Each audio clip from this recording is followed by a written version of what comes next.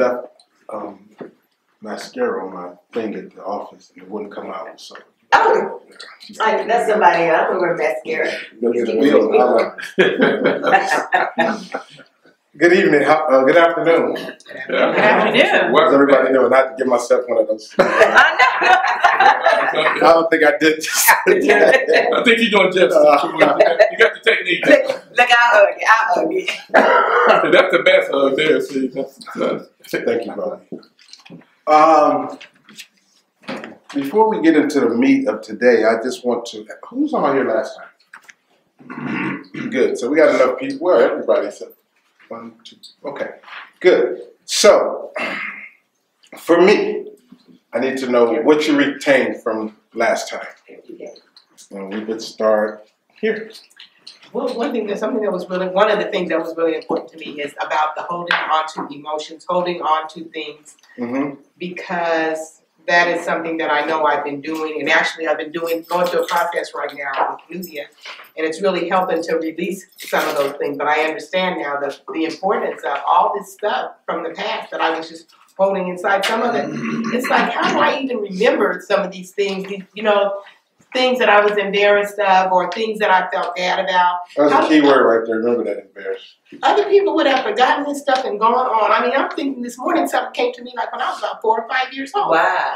That's really ill. But my thing is that I'm grateful that I understand the importance of working with that. I had known something before I started talking to you, but you validated it and clarified it. And so I really appreciate that. What? I didn't hear. What? Sharing what we retained from last time so we can have a platform to piggyback off of. Okay.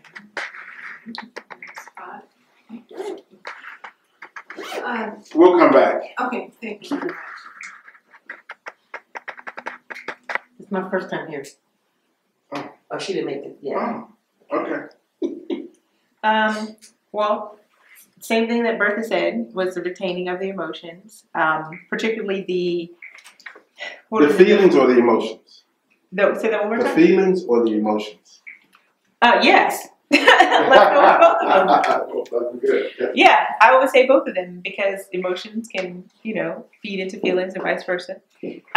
But in terms of also, what is it, the five big dogs that you really got to watch out for in terms of cancer, what was it? Anger, resentment, fear, hatred, and I always forget what the fifth one is. Anger, hatred, resentment, bitterness. Unforgiveness. Yeah. So those were the big ones that I've really been, that kind of struck me to kind of pay attention to when those things are coming up. Right, so you just won't have to deal with cancer. No, just so they don't come up, hopefully. You don't want them coming up, right?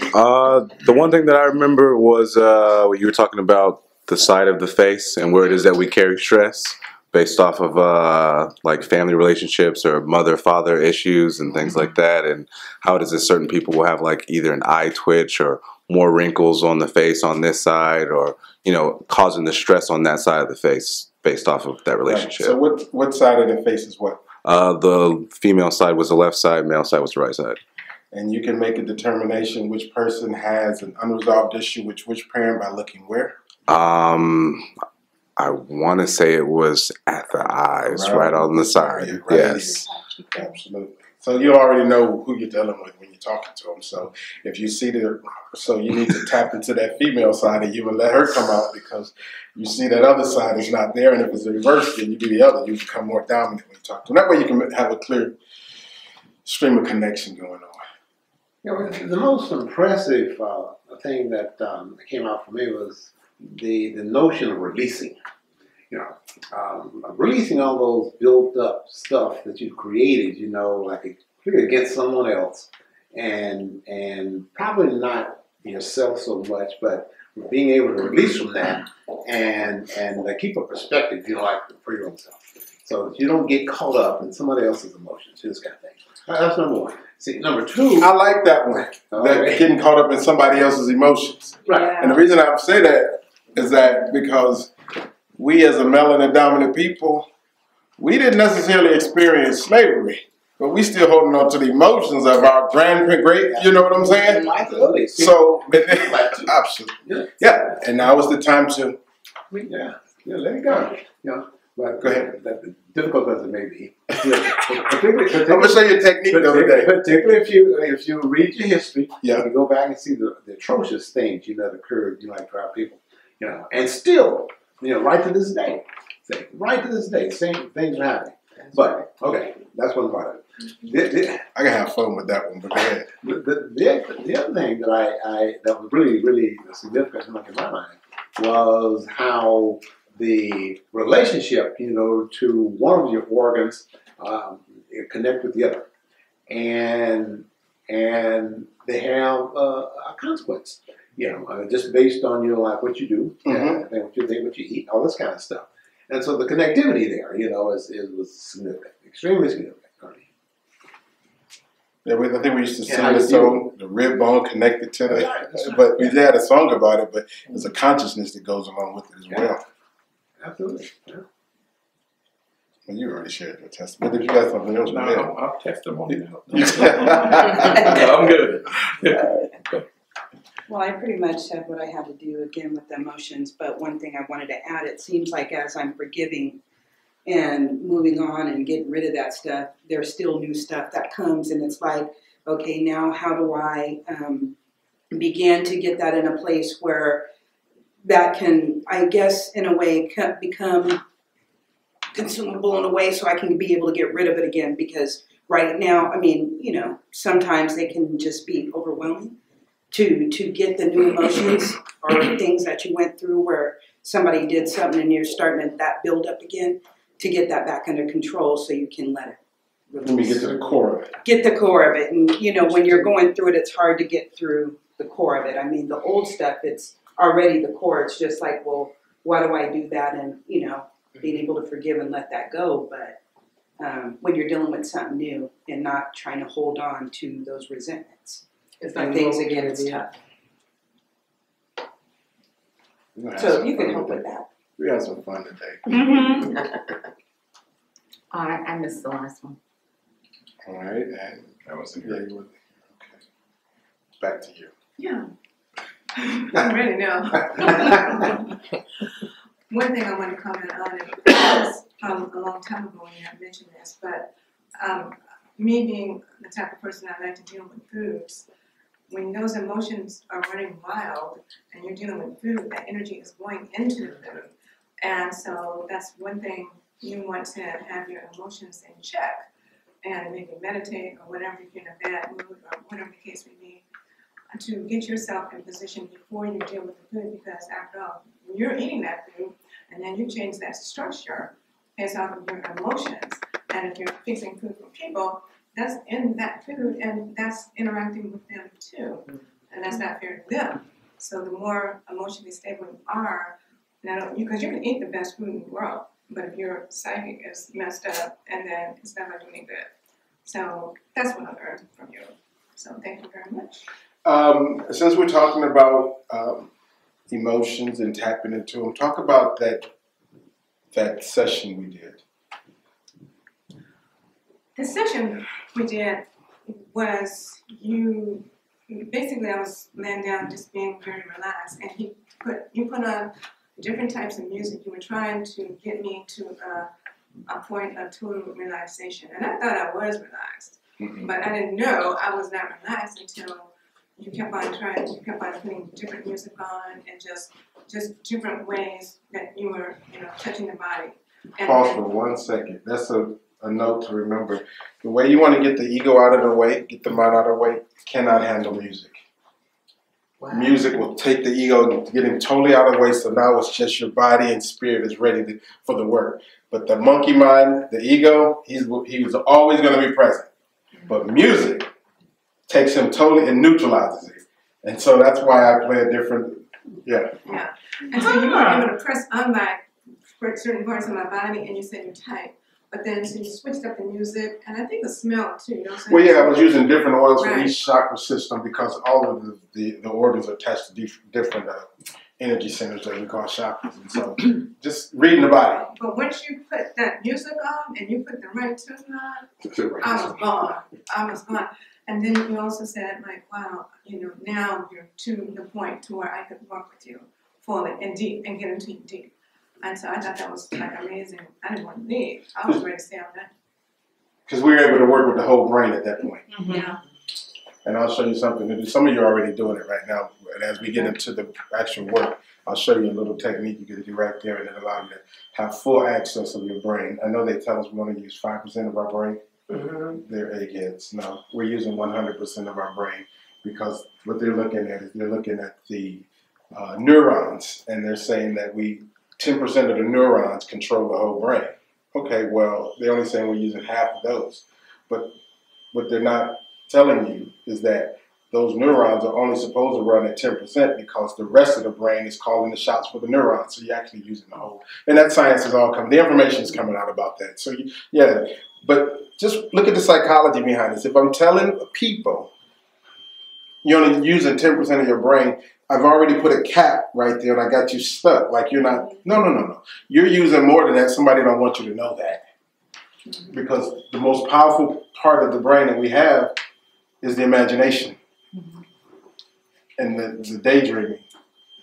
But we've been taught to suppress that and don't do that or being aloof. But that's when you get full access and you can really do something. I read a piece that I found very interesting. How many of you believe that Thomas Edison really set out to create a light bulb? No. What was he doing? What was his intention? I don't know what his intention was. It has something to do with energy, right? Yeah. Electricity. Or charming and His daydream, his fantasy, his daydream was all he wanted to do was light up the sky at nighttime.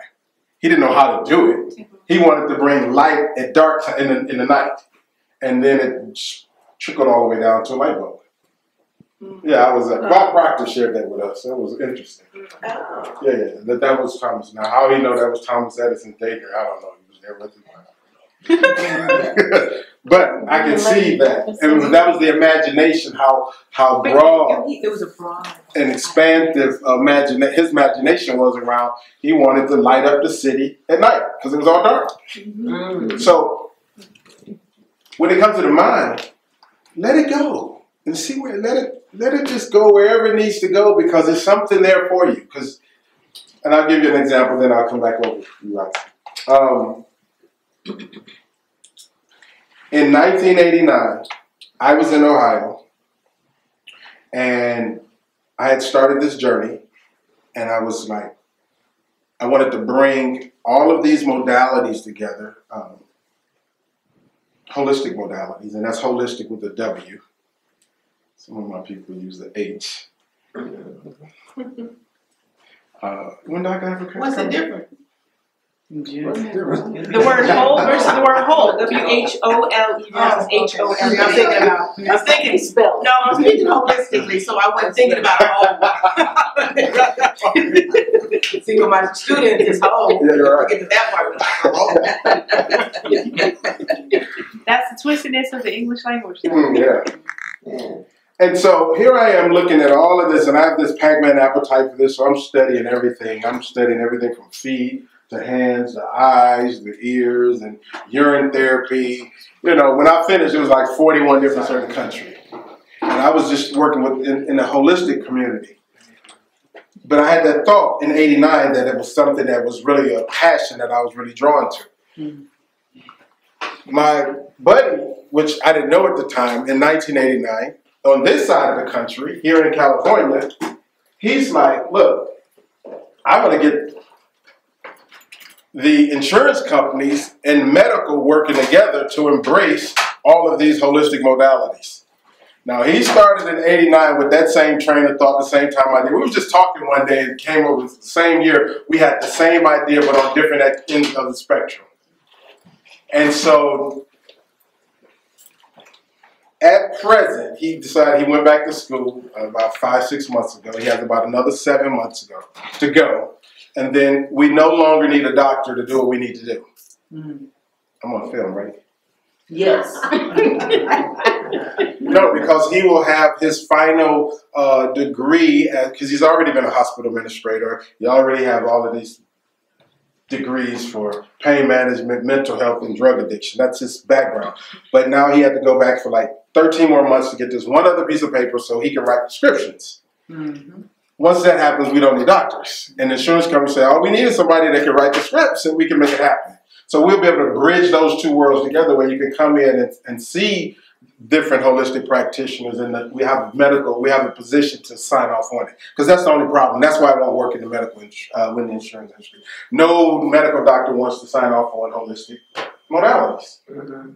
And we had one, and then she was a little weird because she was under watch, and and they want to change my protocols. No, you can't change the protocol. Just sign off on it. So all I need you to do is sign off on it. Have you ever worked on cancer? No. Then why would you change my protocol? Right. Anyway, that's happening. But that we had that train of thought at the same time. It hit us on the opposite side of the country.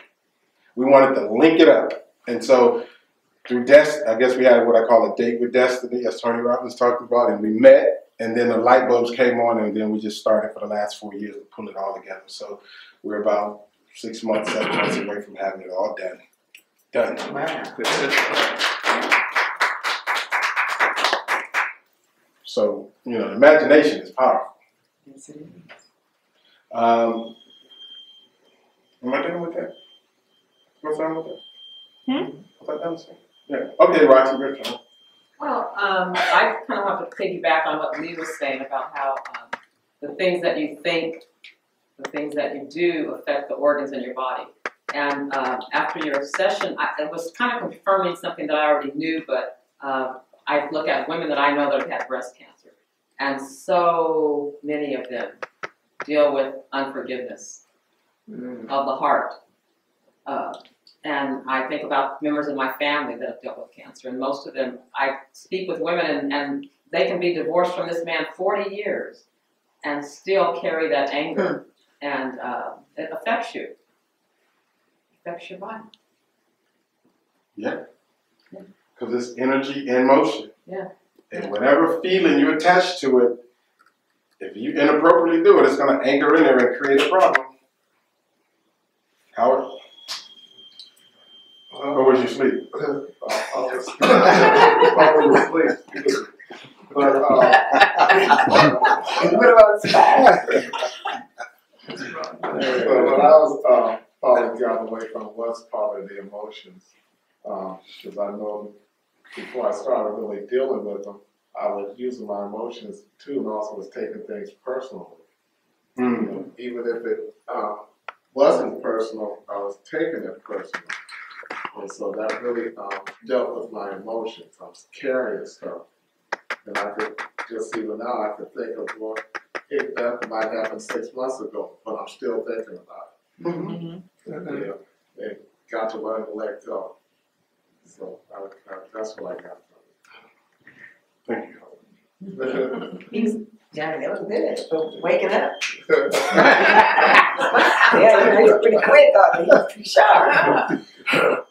Johnny, can you share about some of the books that you, when I was in your office, that you had, The Message of the Body?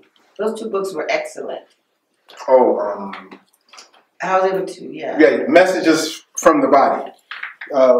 There's some scholars out there that have really did the work in understanding the mind-body connection and how we inappropriately deal with our feelings and emotions, and they came up with some really dynamite books. That's one. I can't tell you the author's name as long as I've had it, but I can look it up on my phone. Well, yeah, okay, good. And then the other one that I love, it's called Feelings Buried Alive Never Die by Carol Trueman. Excellent book. Yeah. Those are my Bibles.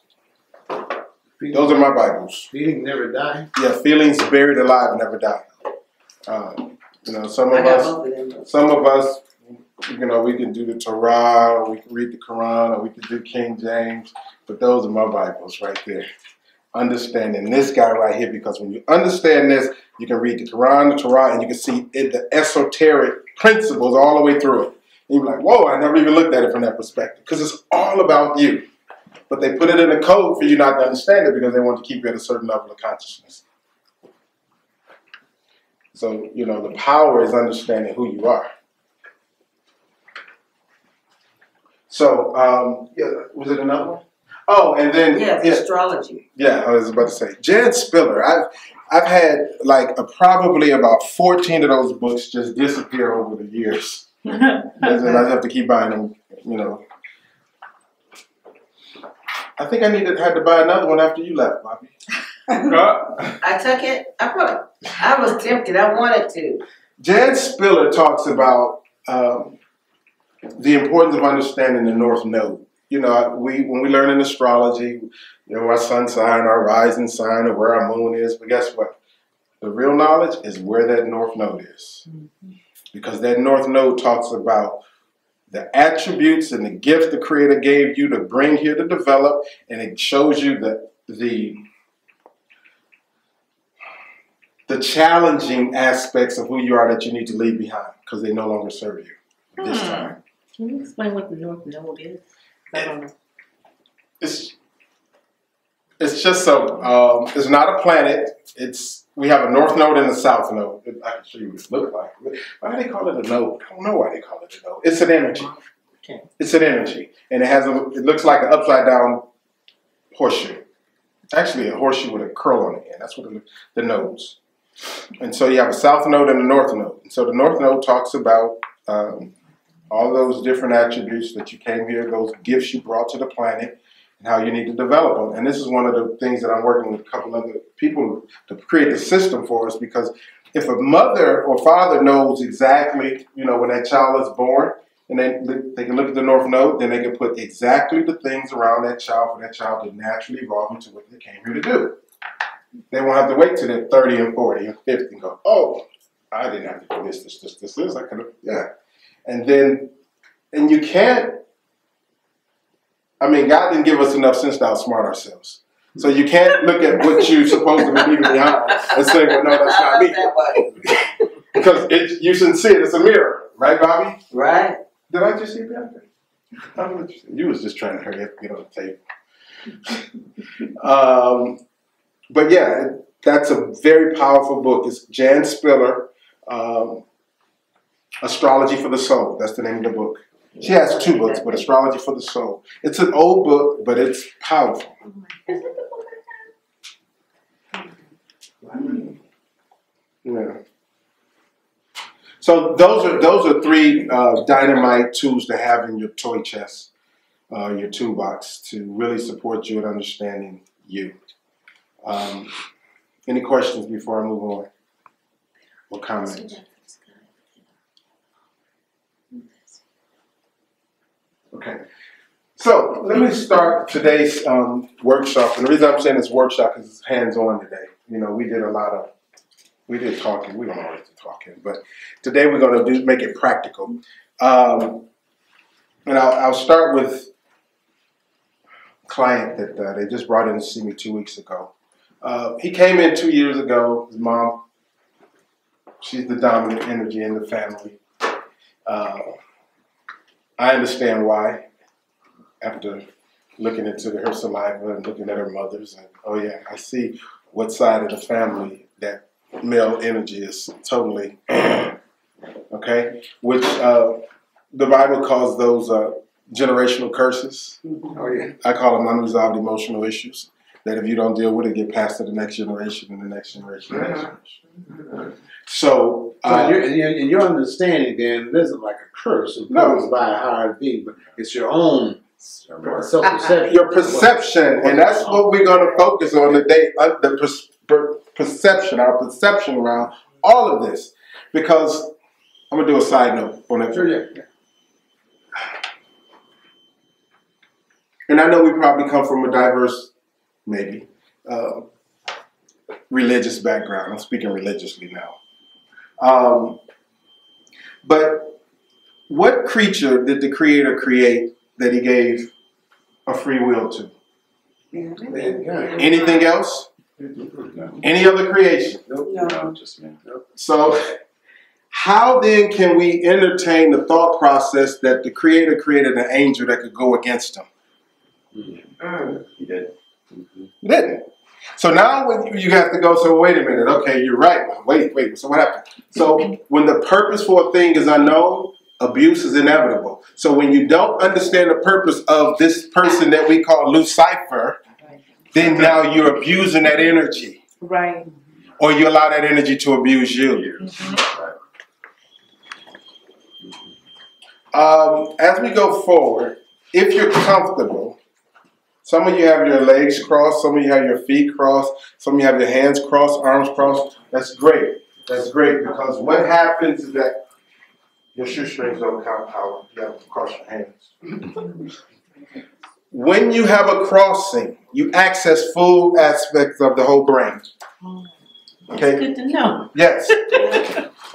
This is why in Tai Chi, when we're doing our work, we're constantly going left brain, left hemisphere, right. So when you got full access to your brain, you're holistically present in that moment.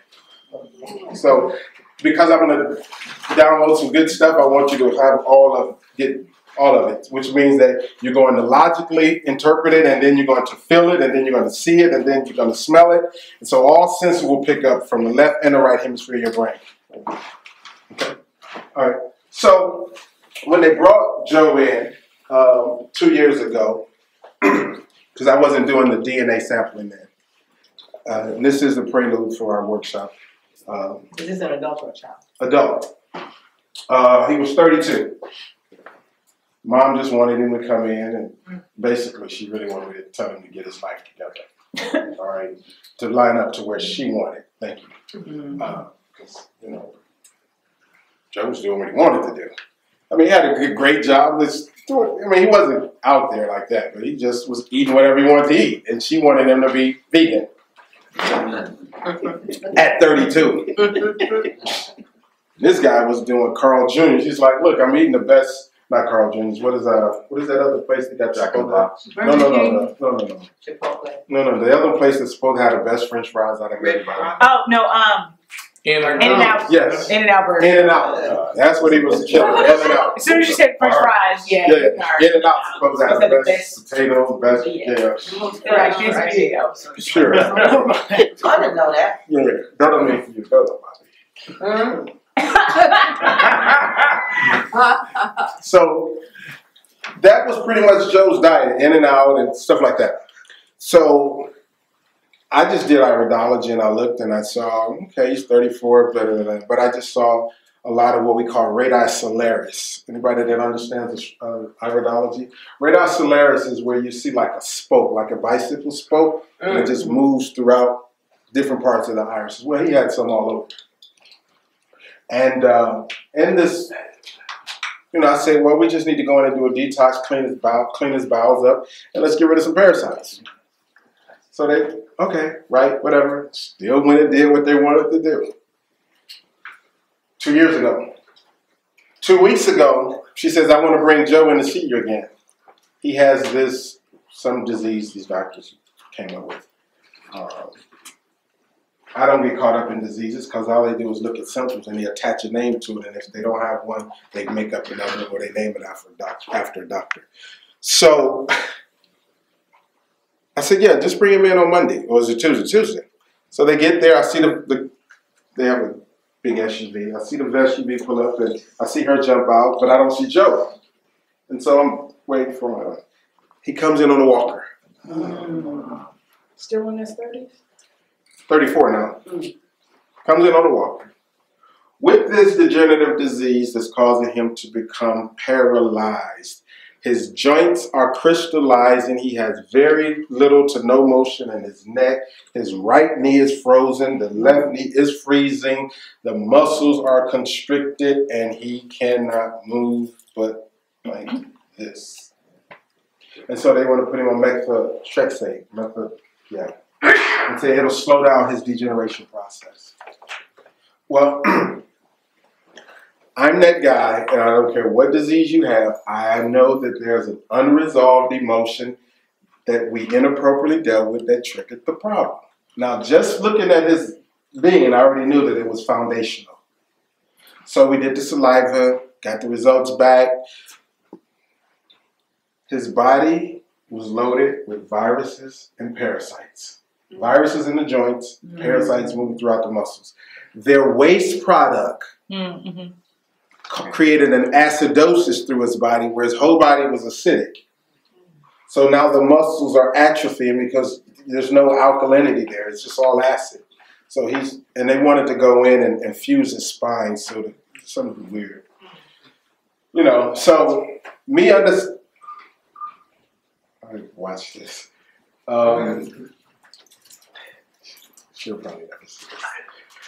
Because I know his mother. And so I'm waiting to get that saliva back because we do an emotional profile on everybody. And I wanted to look at those emotions because I already knew it was foundation, and I was going to be like, see, this is you. You helped create this, right? And when I got it back, lo and behold, female. It says source of disharmony, female, unresolved issues with the female, family, early childhood. All right there, right? So I'm going over the results with the parents, and mom wanted to say, oh, this came through his dad's side of the family because they're divorced.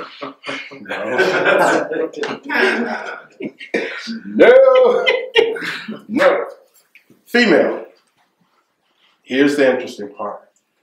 Mom gave birth to Joe when she was 19 while she was in medical school. She wanted to finish and get her medical degree. Guess who babysat? Grandma. Guess who was the driving force? The female male, literally. Grandma. What did Grandma do? She stripped every ounce of masculinity out of that little boy, and he grew up for 30 years afraid to embrace who he was because of what Grandma said and did to him and over him. So, he had an ulcer 20 years ago. Okay? Ulcers, motor stomach, all that talks about, it tells me, is that a person's trying to stomach something that's very acidic to them. Okay? So for all these years, he tried to stomach that emotion. He never told what Grandma did or said to him. So then it went from stomaching that emotional toxicity to now he created the parasites that was eating away at him. Something on the inside eating away at you every day and night. The moment you start allowing things to eat away at you mentally or emotionally, you're going to create the perfect breeding ground for the parasites to come in and start nibbling away. Something eating me up on the inside. And that's what was happening with him. And so when I was so happy to say, yeah, Ma, this came from the female, and she was like, no, that was my mom. And then it gave him an opportunity. 30 some years later, he says to Mom, she did terrible things to me. He never expressed it to anybody. He held it all in. He was the eldest. He is the eldest out of all of the siblings. He just held it together and kept being the provider, looking out for all the other siblings, and just stomached it. But at the same time, so afraid of expressing what happened, allowed it to eat him up, and he totally did not want any type of female connection at all. 35, virgin. Mom's like, I need you to help him. I'm like, yeah, everything is normal. You would never know anything is wrong, except for the condition. But he's never had an intimate conversation with a girl, ever. Because from a little boy, he was shut down. So all this came up in the saliva. So I got the flower essences that we need to go in and start to relieve that emotion. And so I told him I needed to, they'll never see this. I said I need to do body work on him at least twice a week, but I am doing body work on him, but I'm actually going in there unleaking, triggering and releasing some of that emotional stuff. Because until that emotional stuff is released, his body will still hold it. And so I wasn't sure on If I was to say, oh, I just want to do emotional work with him, I wasn't sure that he was mentally understanding that to want to do that, as well as the family. So when I put it on the physical, they were like, yeah, let's do it. Right. We want him walking again. But I'm still working on the walking. After 2 weeks now, he has more motion in his neck, and he's moving faster, and he actually went to the bathroom at my office. He went upstairs. Oh. Yeah, so, yeah, then that was just after two sessions.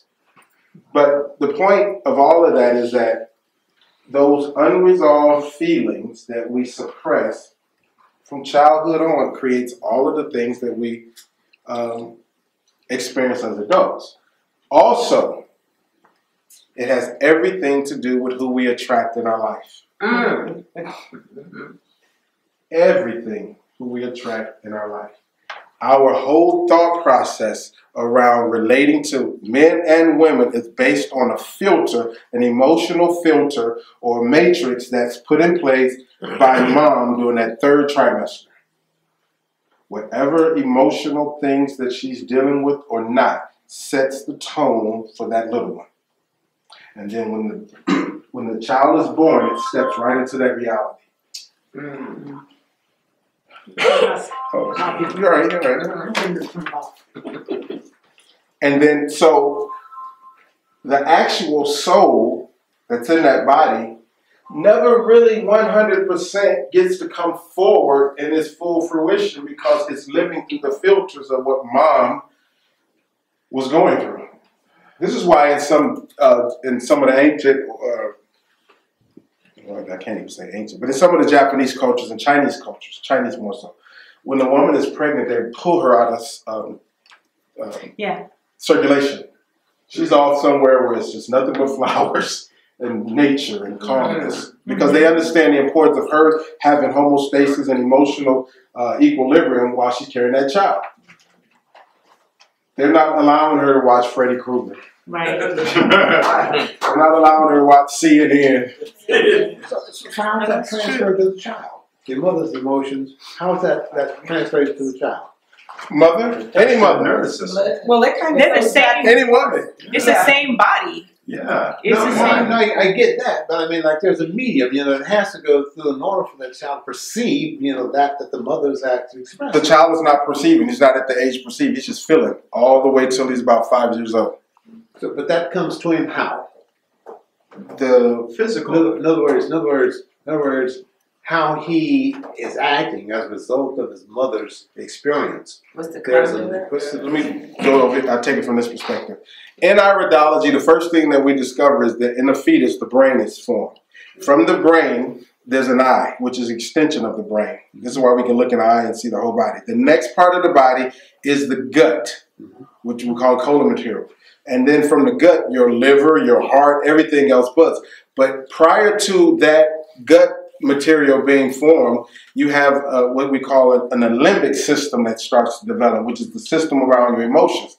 And her emotional state sets the tone. So that's just transferred through like an energetic emotional state from mom to child. Yes, that's why it's very important for mom to be good when she's pregnant. Okay, I get it. If mom got stuff going on, guess what? Yeah. I'm gonna give you another example on that. I think I shared this before, but this was a good one. I was a part of an integrative team back home, and there was a 6-month-old baby that with liver cancer. They knew they couldn't give the baby anything because all the medicines would cause a problem with the liver. So we were doing a roundtable conference call trying to discover, okay, what can we do for this child? So one of the doctors from Cleveland Clinic, I think he was like, well, what does the holistic corner want to say on this one? I'm like, okay, good. I always let them talk it out because they get nowhere. You know what I was doing? They get nowhere because when they can't use medicine, they're stuck. Right. And they can't go in and cut the liver out of a 6-month-old baby. So it was real simple. I said, first of all, you got to get mom and dad on the phone because what the baby is manifesting is a combination of what was going on with mom. In fact, it was liver. I already know it was a bunch of anger involved. So they got mom and dad on the phone. Mom and dad, they were still living together. And basically, in a nutshell, to save time, while mom was pregnant, dad slapped mom didn't want to be with her, and left her. So she got all of this anger and resentment towards Dad. So that third trimester, that baby is feeling all of this anger that Mom got towards Dad and rejection. Okay? Yeah. So then the baby is born, and now the baby shows up, and it's 6 months here, and it's like, oh, with liver cancer. They're like, oh, where'd this come from? So what I told him to do, you can't give the baby anything, so just take some garlic and chop it up, have them chop it up and mince it up with castor oil, and put a pack over the baby's liver, put it at the bottom of the baby's feet. Now what we have to do, because there's always, remember I was telling you, there's always an invisible umbilical cord that's still attached to that child, okay, based on what's happening with Mom. So what I did, I said, we got to get those two together, and they got to resolve this. And in a nutshell, when Dad came back home, and then the cancer went away. Okay. Okay? Yeah. Hence the curse that goes down from one generation to the next. It's just that, what you just explained to me. In other words, the connection between the parent relative to the energy, that's going on within them, it's actually transfer the illness or the effect to that child. Hence, the curse is something that they created, not something that comes from the creative source.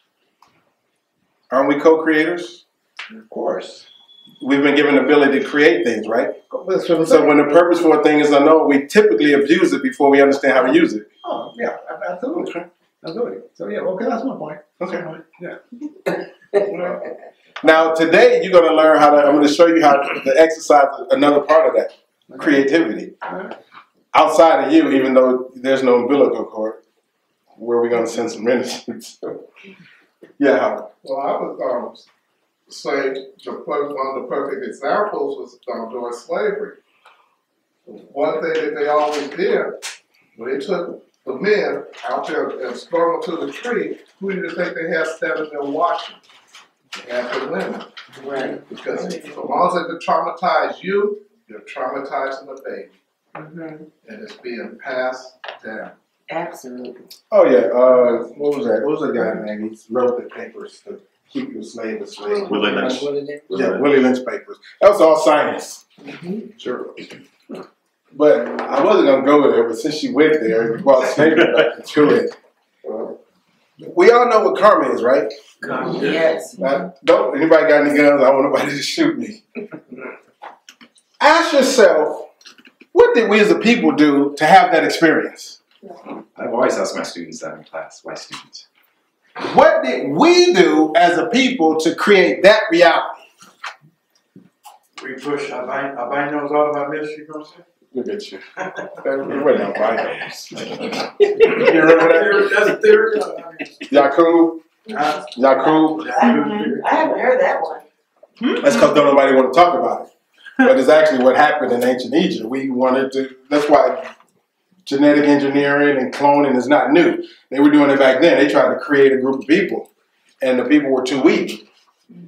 They couldn't stand the sun, the hair was blonde, the eyes were blue, so they took all of the people and ran all of them up to what's called the Caucasus Mountains. Well, the ones that we didn't want to buy. Well, they couldn't do the work either. So, and we thought once we ran them up to where it was cold that they would die out. But the black gene was in them, so they adapted. Yeah, we adapt anywhere on this planet because we're the rich, That's what it is. And then when they came down with a vengeance. Holding on to all of that emotion. That's kind of like Lion King story, but in a different kind of look, I saw Lion King, but what part? Well, the fact that they were in exile, and then people are like, well, and then he's so angry. I didn't see the whole thing. Right. This is what I picked up. He, and then this lion that was coming back, well, he's angry because he's been disenfranchised. So when he comes back, of course, he's coming angry. Mm-hmm. Yeah, and he's taking no prisoners. Yeah, trying to get his stuff back. Which there's no prisoners. So, I think I heard, matter of fact, I know it was sir. I heard Minister Farrakhan talk about that too one day. You talked about how if we want to look at and call something evil, we need to look at the source for which that evil came from. So, which brings us back here, brings us back home. But when we come back home with this level of consciousness, we can totally disconnect from all of that, because guess what?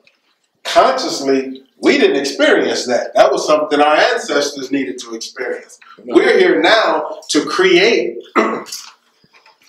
heaven on earth. That's what we're here to do now, especially in this dispensation. But the challenge is, before we can begin to manifest heaven on earth out there, we got to bring it in here. And so, but what are we dealing with right now? We're dealing with fibroids, prostate cancer, diabetes, irregular heartbeat. So we have to bring heaven to this temple first. Then energetically it can flow out. And that's what makes this a very, very interesting time on the planet right now, because now we have all the tools and the science to point all the fingers back to come here and do the work. Because if you do the work here, it automatically manifests out there.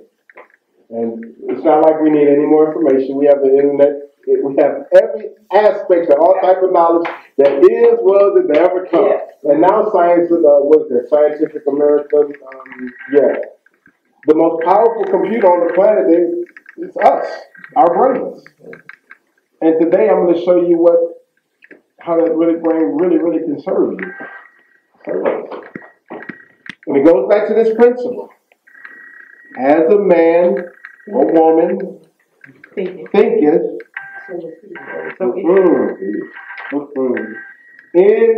his heart, so is it. It goes back to the heart, where those neuropeptides are generated. This is logic. This is programs. These are where those emotions come from. And they will override this guy every day. You sure will. This is why another esoteric teaching, if you look at it right, a house divided against itself can't stand. Or in other words, a double-minded man is unstable in all his ways. Or one individual that's running on emotions here and then intellect over there and emotions over here and the intellect's over there is unstable. Your job is to synchronize the two. And then I was going to offer that there are snacks back there. People want to get snacks, but how does that interfere with your workshop? It doesn't? No. So feel free, but we're going to keep it moving. Yeah. Do anybody need like a 10-minute break or anything, or keep it? No? Okay. Let's get going.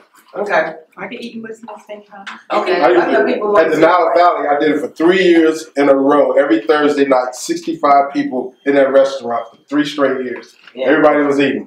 Okay. Chicken. That's what I remember. That's what I'm saying. Oh God! I used to call those, because it was a Muslim restaurant. It was the Nile Valley, and so I used to call it the Conversations on the Nile with Johnathan. We had fun. So yeah, as a man thinketh in his heart, so is he. And the double-minded man is unstable in all his ways. So when we inappropriately deal with these feelings, we start to attach to these emotions. If we don't deal with them properly, it's going to create a dysresonance or dis-ease. Period. Now, one of the biggest challenges that I've been seeing is that when some of us create a dysresonance or dis-ease, we fall into this energetic mindset of, look what happened to me. Look what they did to me. Look at what Satan did to me. Satan is attacking my flesh. This is what runs in our family. Right? Remember this word, epigenetics. Epigenetics. The hottest science out there right now. Understanding that, yes, you have the DNA. Yes, you learned that there's over 30,000 different programs that you can program your genes around your DNA. Meaning that you could be born in a family that's full of cancer, and guess what? If you do your work, or you're aware, it won't even come knocking at your door. They've actually even done tests where they took adopted children and put them in a family where there was diabetes or cancer, and then that child became predisposed to it as well, and they were adopted. Why? Because of the conversations and the energy in the house transformed. Actually, I shouldn't say transformed. It placed programs in your subconscious mind. And those programs keep running. They keep running. Non-stop. Because of what you heard when you was in that impressionable age. What you felt. I was just going to add, I mean, I know we talked about generational curses, and yes, that's something that's said, but through my own understanding, I learned that even though there's something that you may be more susceptible to, like high blood pressure and things like that, doesn't mean it has to happen to you. So I saw it as like, you know, I know you're talking about energy, and I'm learning more and things like that, but it's choices that you make along your way that would cause those things to occur or not to occur. So why do we make those choices? That was the point that I was making over here. Why do we make the choices that we make that creates the conditions that we have? I think it's lack of understanding at times why we make some of these choices. It's just something that we've been, like we follow like some script or something that's already been there that we don't understand. The imprint. Yeah. The emotional or the imprint that's placed upon our limbic system, at the seat of our emotions. That's how we begin to, you know, let me give you an example. Oh, my mothers, they don't fly. They don't go anywhere. They stay right there in Cleveland. The very first time when I said, okay, I'm out, I'm going to Africa. What? Why are you going to Africa? You shouldn't go over there. It's not safe. I'm going to Alabama. Why? It's not safe. Who's driving with you? You know you fall asleep at the wheel of the car. I'm flying. It's a fear factor. Yeah. It's a fear factor. And what is fear? False evidence appearing real. But this is my mom. This is her belief system. This is how. See, if I can't support you in expanding your belief system, then you're going to stay exactly where you are, because it was your belief system that set you up for what you're experiencing right here and now. Your belief system. You believe you have high blood pressure? You got high blood pressure. With all things that come along with it. Oh, the diet, this, and this, and all of that, right? But what about if we just decide to say, I no longer want to give that thought any energy that I've been holding for the last 15 years. When that energy comes, say, you know what? Thank you. When anger shows up, say thank you. Because they're going to come up. And I'm not the guy to say that they're bad. I'm saying understand what they're trying to show you. Because they only come up to show you something. I'm dealing with an individual and anger comes up. Rather than me getting angry and upset with you, I need to back up and say, okay, anger, what are you trying to show me about this dynamic? And 9 times out of 10 has nothing to do with you. It's something you said or emotion you did, or it could even be the fragrance you wear that takes me back to a spot. But it's a trigger for a deeper core wounding. Trigger for what? A deeper core wounding. A trigger that triggers a deep core wound is what I should say. Yeah. A core wound, a wound that you had way back here. Have you ever met somebody, every time you connect with them and you go someplace, they say something always happens. Or they always find a fault with somebody at the park. Everywhere you go, they find a fault with somebody. Yep. Yes. That's because something happened way back here where they didn't want to accept themselves for who they are, how they're showing up. And so now they have to take that energy and put it on somebody else. And then they feel validated. I want to show you how this power that we all have.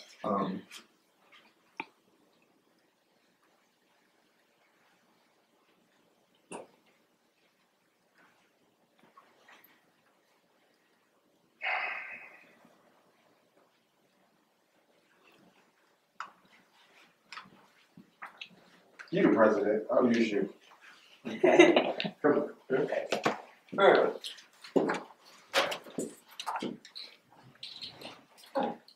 Come on.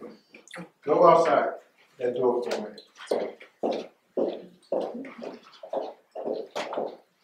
Let me show you.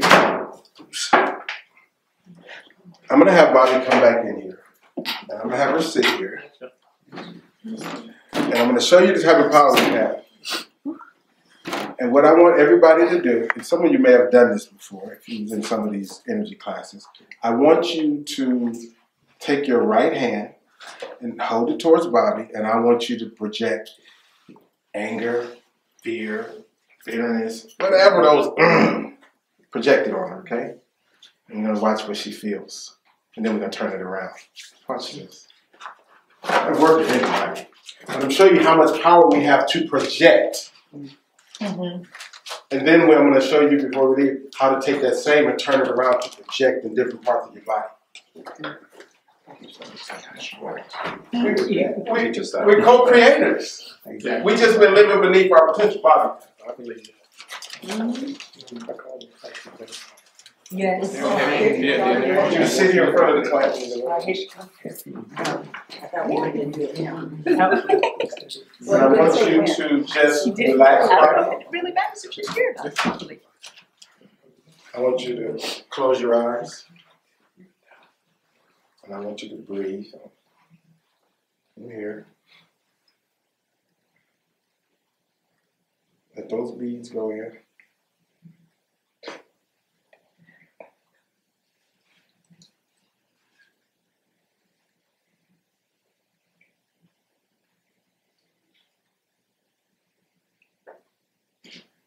Let me know when you relax.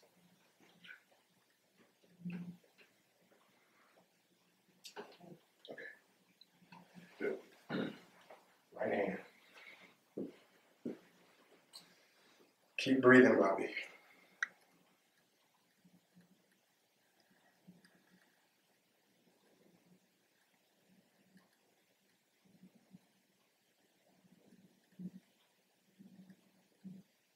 Everybody else take a deep breath.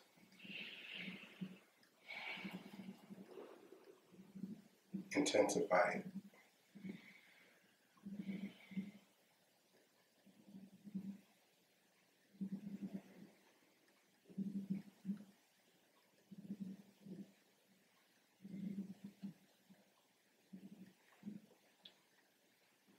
Okay, that's good.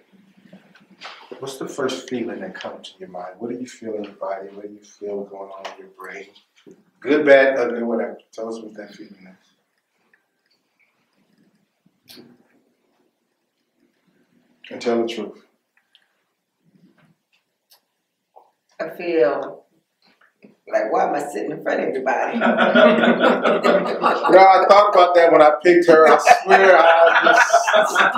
Okay, that's the first feeling. Why am I here? How did I get here? Okay. Yeah, keep going. okay. What do you feel?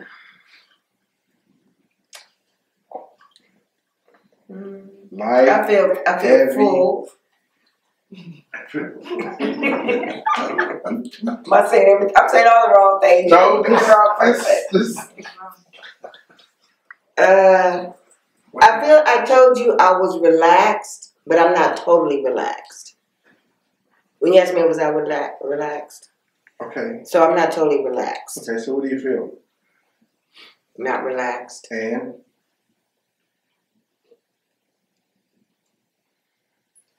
I don't know how many answers you need. What energy you think? Is that okay? That's all right. What energy? I feel neutral as far as energy. I feel pretty neutral. Really? Mm-hmm. I am it was too difficult for me to actually try to put that out there. Okay, y'all get a pass. Go ahead. Okay. No, go ahead. Well, I was going to say that because somebody else said they're saying it's difficult, but I didn't have the pain in my arm in trying to channel that energy that way because I had channeled myself. Something began to hurt trying to channel what you asked. Okay, and it happened with a couple of y'all, right? You felt what? My stomach started hurting. Yeah. My arm was heavy. Yeah, my arm started hurting. Anybody else? No, I just. Because I got heat running up and down my spine. I said I feel release. So. And you felt okay. What? Yeah, she was doing great. Sorry. Oh, go ahead. It got loud. It got loud? What do you mean? I don't know, my ears started. The room got loud. Bobby, what we were doing, it's a little simple technique that I learned a long time ago, how you can project energy. And so I had everybody to attempt to project some form of negativity towards you. And they love you so much that they couldn't do it. So they start feeling pain in their body. I'd rather take the pain on and give it to Bobby. Except for me. Except you started feeling in your spine though. Yeah, you that was there, yeah. The energy moving. But you just. You want to turn to somebody else? No, it's too late. Okay. But I was going to say, if the energy will and can from us, because if I'm in a spiritual setting and we're in prayer for someone, it does. It definitely. And this is just to make us conscious of the power that we have. That's it. Just like we can project a negative vibe, we can project a positive one. This is what the laying on the hands is all about. This is what all of this stuff about Reiki is about. I mean, $10,000 to get a symbol to just be able to. Yeah. Don't be mad. I went through it too. I just didn't pay 10 grand. I didn't. I learned it years ago. I have to say that I just recently was talking to somebody, a friend of mine, and she had gone to a class and paid money for it and all that. And I was like, and she was telling me, she said, well, I didn't get anything out of it. I said, well, how are you going to get something out of it when it's already there? You already have it. So there was nothing for you to get out of it. Probably one of the greatest. One of the greatest Reiki masters or energy transfers that I have ever known was my great grandmother. I mean, you gonna say it was all she had to do was come over and like, oh baby, it's gonna be all right. And start rubbing, and the pain go away, and she make you feel better, or come and lay your head in mama's lap, and it's done. Folks making money off of transferring energy. Okay. And why? Because so many people have no lack of control. They're looking outside of themselves. Yeah. So anybody, I want to get sidetracked, but you had that same thing in Emeryville in '78 when I was in high school. When the guy came from India and people giving their whole house, and they lived there. They had a whole setup, so you made $300,000, $200,000, $100,000 back then was a lot, but they would give the money to the church, food provided, and they lived within those walls for years. And that guy's still there, another person, but 30 years later, they walk with bodyguards around the street of Oakland, and they did that. And you saw people come up every day, and he would go to temple, and they would try to get that energy and that charm. But they paid all that money because they couldn't find it within themselves. And someone else had to tell them that you're worthy of. It's already in that temple, but that's money, like you said, it's people, and people need that, I guess, that balance. Because it's probably harder said than done, and everybody doesn't have the ability to reverse their feelings out and transfer, and I think they hold on to them. But I guess it's a point where we all need to release that, like you said, because of diseases and internal injuries. The Creator has given us, thank you, the Creator has given us, the Creator has given us tools to support us in releasing this thing. Yeah. Just like we have herbs for cleansing and rejuvenation, we have the flowers to go in and work on the emotional bodies. Bach flowers. I like the Australian bush flowers better. To me, they seem to cover more space and they work faster. We have the essential oils that have tremendous healing abilities, and because the oil from the flowers have a vibration, and that vibration will energetically align or cause your energy to realign itself. I think that was a study I did looked at out of what university was that? They actually done a test, and I don't know why I even brought this up, but maybe somebody needs to hear this. Nanotechnologies did this test. Energetically, it takes 3 days to recover from a sip of coffee. I can believe that. A sip. So what they did, they took the essential oils and did the study, and where right after the guy sipped it, they had a control group. They sipped it, they allowed the other group to take the 3 days to recoup. This other group, they allowed them to smell the fragrance of essential oils, and within 20 minutes, their energy was better than before. Does it matter what essential oil? Well, all essential oils have different vibrations. Right. You know, rose oil has the highest vibration, which is about 325 megahertz. And so when I'm doing my work on the table, I'm always working with, well, all of the energy centers, but especially the heart. The reason that I like to work with the heart for multiple reasons, but the heart is the energy center that allows us to connect heaven with earth. These three lower chakras, earth. And I find that one of the biggest challenges, and most of the clients that's coming in now, because I'm energetic and looking at people when they come in, it's a problem with the root or the sacral. Root or sacral. And so people are, and so what kind of conditions do you have when there's an imbalance with the root or sacral chakra? Anybody know?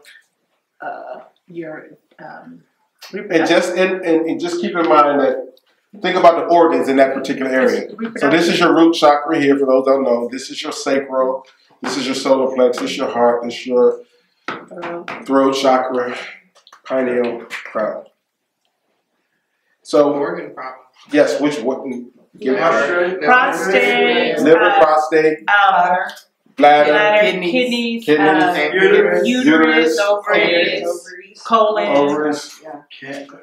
pancreas. Men, this is getting ready to be a very teachable moment for us. Since there's a lot of women here. Prostate. Yeah. Man, we're about to have erectile dysfunction. Yeah. Erectile dysfunction. I mean, that's, that's right there at the root. That's that's root chakra. It's sacral. Yeah. So, watch this. Man, we're ready to learn something very valuable about women. Ladies, why do you think we develop fibroids, cysts, uterine problems, UTIs? Why? Lack of creativity. The creative processes are Holding on. Hurt. Hurt from where? That too. Because we didn't get what we wanted, or no lack of blood, or lack of what we feel is lack of blood. Dig a little deeper with that. Being hurt because. Hurt by who? Maybe your mate. Not me. Yeah. Oh, absolutely. Matter of fact, I'm glad you brought that point up. I'm sitting at my office day before yesterday. She's 24 years old. We're just doing counseling. And she's telling me, because for 13 years, she held this in. She's telling me about how her father's best friend molested her for 2 straight years. As she was reliving that experience and sharing, she got a tremendous pain in her left hip, right there sitting in the chair to where she bent over. Another one immediately, right like a golf ball, and I felt it, popped up in her right shoulder. And so literally, we had to stop the session, and I had to go in and start doing some body work with oils to do some emotional clearing, because her body was remembering the trauma. Right. Reliving it. Yeah, and so what was interesting about the left hip and the right shoulder? So you touched maybe the tension she tightened up at that point when she was being assaulted. I don't know, a combination of, I would say stress. I don't like stress. Stress, I told you last time. Stress, God, the devil, and Ben Laden, they get blamed for stuff they had nothing to do with. Well, the tension, the feelings were in that area. Her body tensed at that point. I would assume that her body tensed, well, you should pick tense or whatever. Your shoulders, you tell people to pull away. She wouldn't want him to sexual assault her, so you would try to protect yourself. You're trying real hard. Yeah, that's what I'm getting. Yeah, and that's what I would get from her two areas. Yeah. And what did you just say? I said this is the female side. This is the male side. Absolutely. Left hip. Yeah. What are the hips and the legs for? Moving forward in life. The pain was stuck in her left hip. The female was scared to go forward in life. Because after it happened with the father's best friend, then it happened with the baseball coach. And then after the baseball coach for 3 years in high school, then it's like, well, I don't care about, I'm not special. So then she became very promiscuous. So as she was reliving it, the pain, this left hip kicked in. Why was the right shoulder? That was the masculine side. She was carrying all of that male toxicity in her shoulder. And it manifested as she started talking about it. So we had to, it took about 2.5 hours. But, you know, I didn't leave the office that day at about 11, but we had to get down to it. So when you talk about these relationships and what happened with little girls,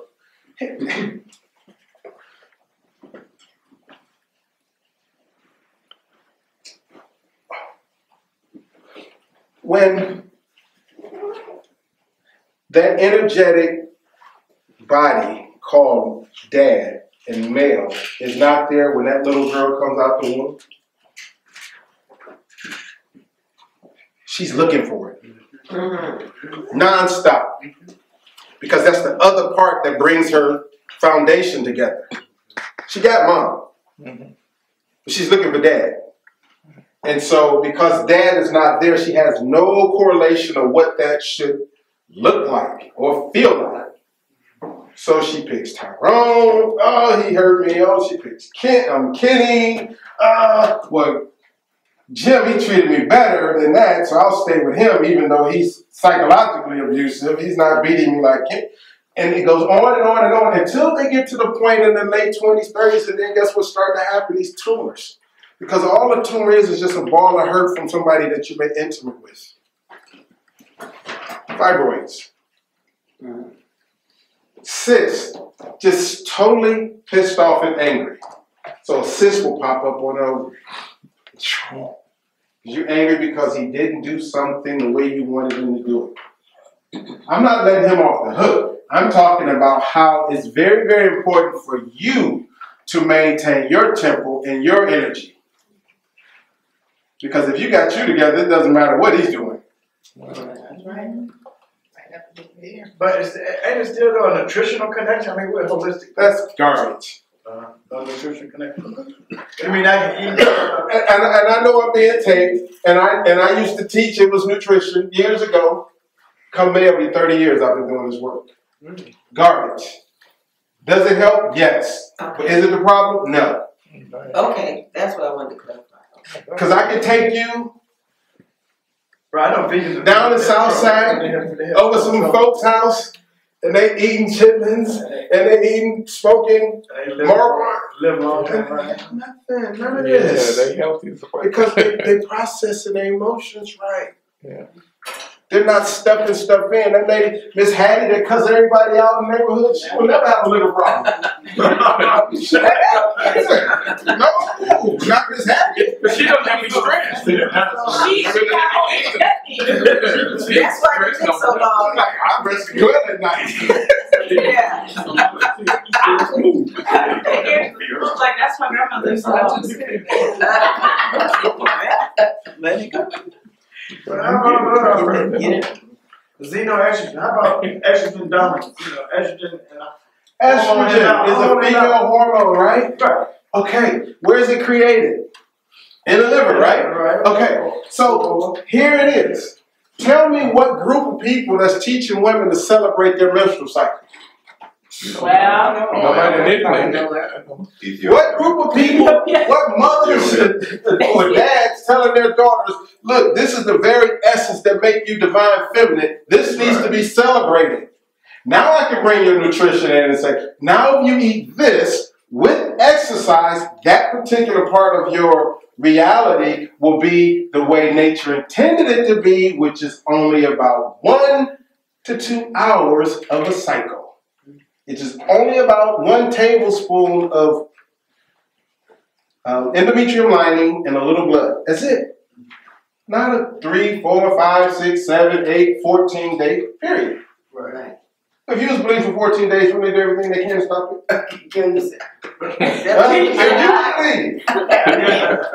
But it's okay for. No, it's not okay. If it was men, we'd find a way to fix that. Now you've tapped into a whole nother level of consciousness, the patriarch. Because guess what? The male ego has been dominating for the last 2,500 plus years. Right. Okay, and the women are taught. This is part of life. Yeah. But now things is changing because the divine feminine is taking over to put this thing back in balance. Right. So now the information is coming to the forefront for this woman to really own the power that she was strictly and mentally, emotionally, physically stripped from. Yeah. Generation to generation. And passed on to mom. To the point you left there. Yeah. And then you put on a victim hat. Yeah. And what happens when a person puts on a victim hat? Everything they have is already they become a victim, but watch this. Then they look for a savior. Victims look for a savior. Jesus Christ. Whoever. I'm saying Tyrone. Right, I was gonna say. Or Howard. That night, that white night on that horse. The black knight.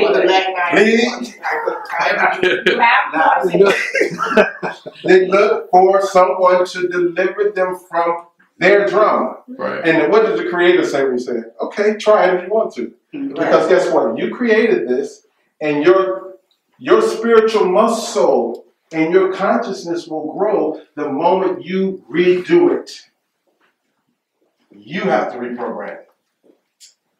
I just love you, Johnathan. Go ahead, Albert. Spike Lee, this movie out right now, even though he's using the sex, he's set down a message if you look past the sex. He said, until you women come together, ain't nothing just gonna change.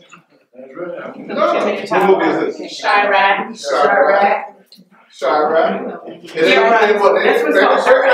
I'm just saying, where is it? I haven't seen Well, you go it's on DVD. It's on, okay. Redbox got it. It's old. It was at the theater. It was at the theater for a short time. Down 100 miles around here. I didn't see it down 100 miles around here. I guarantee you, because I looked. Well, I saw it when it was getting released, and then I didn't actually see it, and it came to DVD really quick. DVD. It's on DVD now. But that movie, if you get past him using the sex, because he is giving a message. You look one step deeper, he's telling you, the women come together. Think about the menstrual cycle that's so powerful. Where in the days of ancient, they say the women, they put the women out and didn't want the women to be around during the cycle. But guess what? Some of those women that became conscious, they knew that was their most powerful time of the month. You do a whole lot of manifestation when it's that time of the month. You have so much creative power to create, to make things manifest. But when you have this thinking virus running through your head that, oh damn, it's that period, and oh, I hate this time of the month, and oh, I can't do this, and oh my, your body is hearing every single mumbling word that you're saying. And your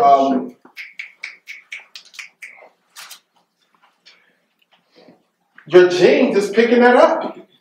Makes sense. That 21 strands of, or 26 strands of junk DNA they just found out is active. It's waiting for you to command it to do something. And because we don't know we can't command it to do something good, guess what we do? Command something bad. Yeah. You're going to command something. It's either going to be good or bad. And the body does it. And the body follows it. That command, negative or positive, whatever, basically. When anger shows up, what should you ask? What should the question be? When anger shows up. Why am I? What is the purpose of anger? Where did it come from? Centralized. Where is the anger coming from? You know, why am I holding on to it? Why am I accepting it? Just when like, let's just say you and I dialoguing, and now you just get pissed off at me. Then what should the question be? What did I do? I would think, what am I really teaching him? What is the purpose of this anger? What are you here to teach me? See, all of these emotions, and when I said bad, I caught myself. Yeah, I saw it. Yeah, because it's not bad. These emotions are not bad. They're here to show you, so they're your teachers. When anger show up, when fear show up, when disappointment show up, when depression show up. When depression shows up, our pharmaceutical company says, okay, we got something for you. It's called Prozac. Yeah. And we're going to make $240 million every day selling you antidepressants. Yeah. Because when depression knocks at your door, you're not aware of why he's knocking. Tell me why you think depression is coming. You're suppressing yourself. Or you're feeling oppressed. You feel oppressed? It's the flip side of anger. Depression is the flip side of anger, right? I mean, internalize. You're holding on to when depression knocks at your door, what is it doing? What gift is it bringing? Let me change it around and say that, because they're bringing you a gift. It's depressing. And it's depressing you for what? From joy. For you to look at. Freedom. For you to look at what? For you to do the opposite. Whatever the issue that is affecting you. Depression is suppressing you because there's something that needs to be expressed. Yeah. And you're not expressing from your creative center, so depression will continue to press you until you do it. But what we've been conditioned to do is take a drug. We don't allow it to work then. We don't allow it to work naturally for that. No, because we were never taught to ask ourselves the right question. Why is criticism showing up? Why does every time I talk to you I feel criticized and judged? Why is that coming up? Oh. So when criticism shows up, depending on which side of these kidneys it's going to hit, oh, wait a minute, I'm still holding those critical words that my dad said to me when I was 5, when I was 7. And so now here comes criticism showing itself for me to go back and go, I need to dismiss from that energy. I need to let that particular part of disappointment go. Let me let that go. Let me do the work to release that, because if I don't, I'm going to be one of the 197 thousand new people that get put on dialysis every year. Yeah. Every year. Every year. They just built a new dialysis clinic up. Yeah. They moved the cheap nutrition store and put it in dialysis. But it's big business. You see them everywhere. Everybody's making money off it because we don't know the power that we have. Right. So we're constantly creating dis-resonance and dis-ease when it takes a flip of a switch to begin to say, wait a minute. Everything that I have in front of me right now is a manifestation of my conscious and unconscious mind and my experiences. So let me go in and do a checkup from the neck up, and let me change my thoughts. Let me change my feelings around who first? Myself. Who, by a show of hands, I want to do it. I can do it either way. By a show of hand, who has of someone outside of yourself that you're not in a good relationship with, or you know that you're holding some toxicity towards? You know that you're holding some frustration or bitterness towards? Come on. No, nobody. Really, no. I'm sure somebody, but I don't have nobody that I need a person. Okay, I'll find somebody. I'm holding that can. They can still irritate you. They can do what they want to do. I'm gonna give you an out. I'm gonna give you an out. Okay.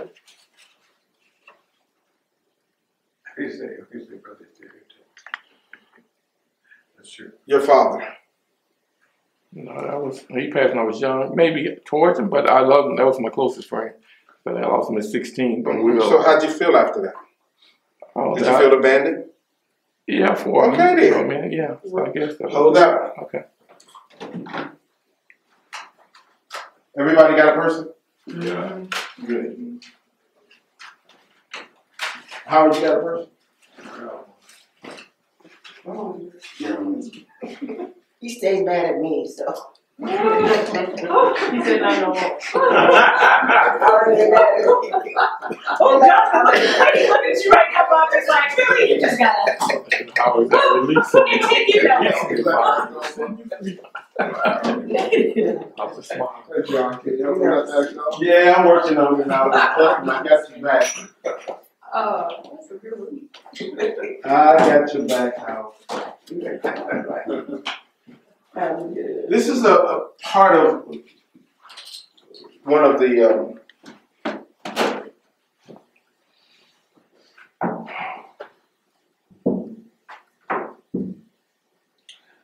whoever this person is. It could be your mother or not. It could be whoever. It's going to be synonymous.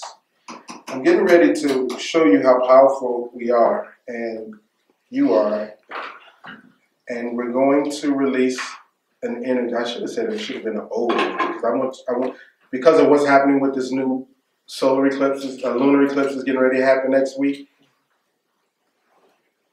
A lot of your stuff is getting ready to be cleared up. Stuff that you've been carrying for years. Just because of the benevolence of the universe is getting ready to allow Chiron to come and clear some stuff up. So with this eclipse, it's very powerful. And cords will be cut from attachments, stuff that you felt like you couldn't get rid of. And in this treatment bottle is about 10 different essential oils that all resonate with heart energy. It goes to the heart chakra and it begins to allow it to spin in the proper way. Okay? So what I want to do, I'm going to have you all start taking a couple deep breaths, and I want you to just begin to feel. Deep breathe. This is water that we took all of the imprints off of it, and then I programmed it with fractals, which is sacred geometry, so that it's holding the energy of all of these oils. Okay. Structured water. Yeah, I restructured it. I really did. So, and then, there you go. No, this is not Jim Jones for those out there watching. Look at your next part, but they already going.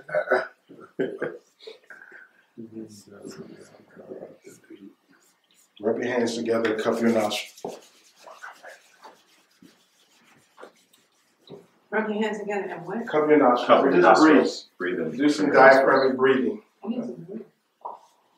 Don't worry about the oils are definitely there. It's the energy that we encapsulated here.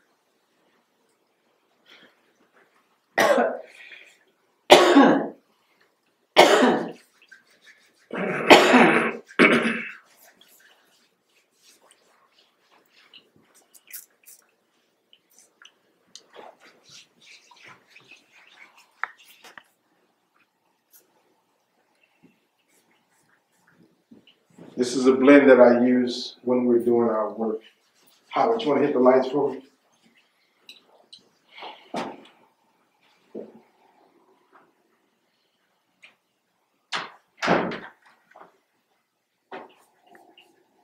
And when you can start to feel the energy moving, just raise your hand up for me so I can see. I want to make sure we all come together with this. Some may take a little longer than others, okay? Okay. Okay. Okay. Okay. Okay. I'm impressed, but okay. Okay. Okay. Okay.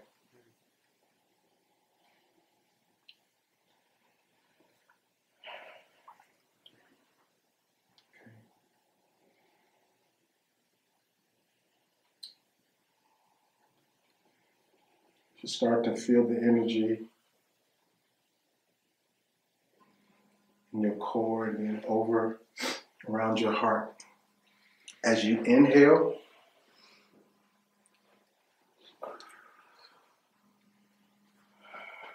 and exhale.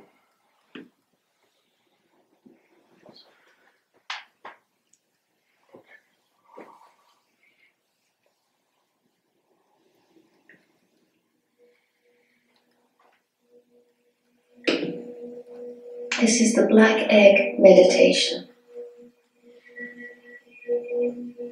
Come into a comfortable seated or lying down position and enter into a quiet space.